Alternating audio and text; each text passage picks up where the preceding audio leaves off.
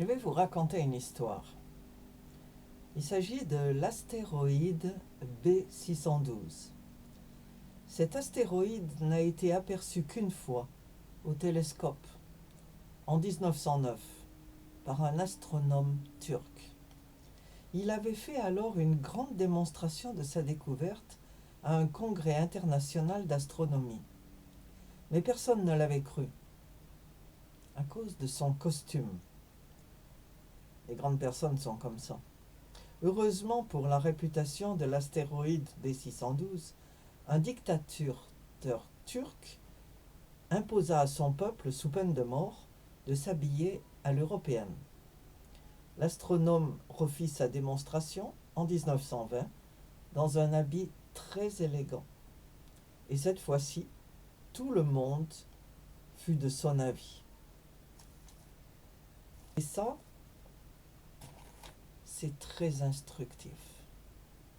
Et au cas où vous croiriez qu'il ne s'agit que d'une page du Petit Prince de Saint-Exupéry, un livre supposé être pour les petits, mais qui est aussi et surtout pour les grands, je voudrais vous signaler qu'aujourd'hui, la même histoire se reproduit tous les jours.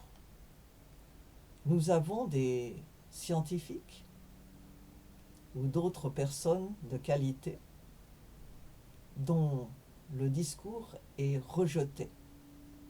C'est ce qu'on appelle en anglais la cancel culture.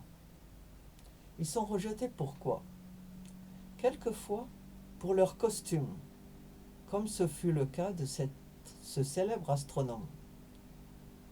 Si vous mettez un costume 3 pièces, typiquement européen, vous serez davantage cru que si vous vous habillez à l'africaine.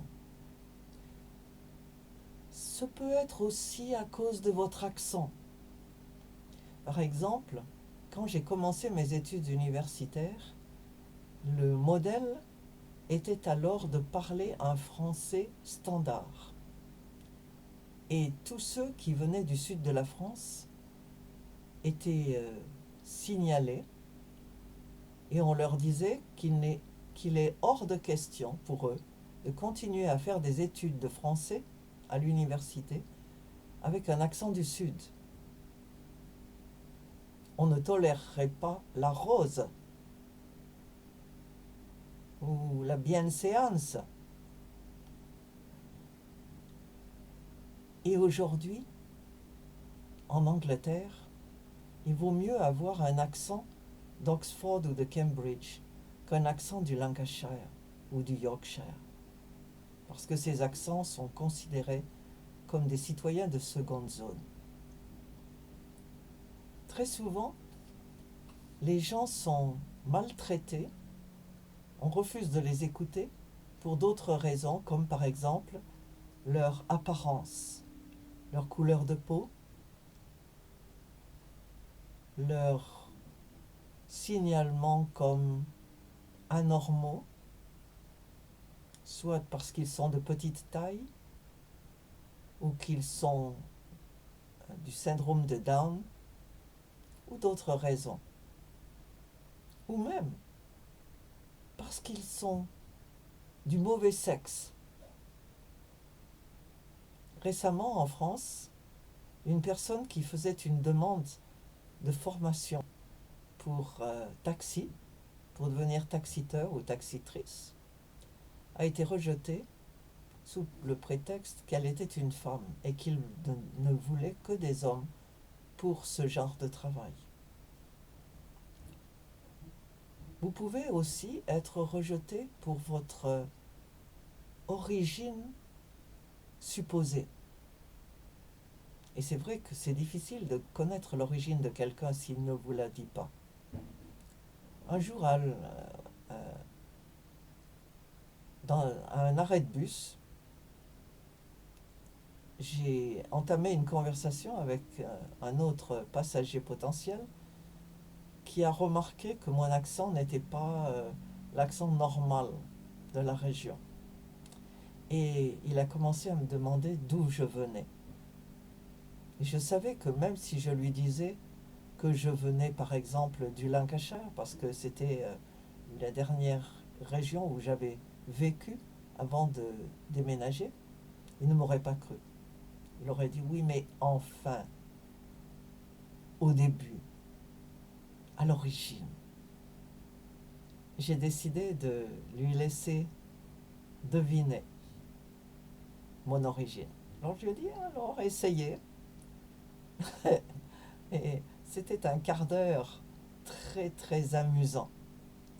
Il m'a assigné plusieurs origines, tout aussi fausses les unes que les autres, avant que je lui dise, à vrai dire, j'ai une origine un peu compliquée.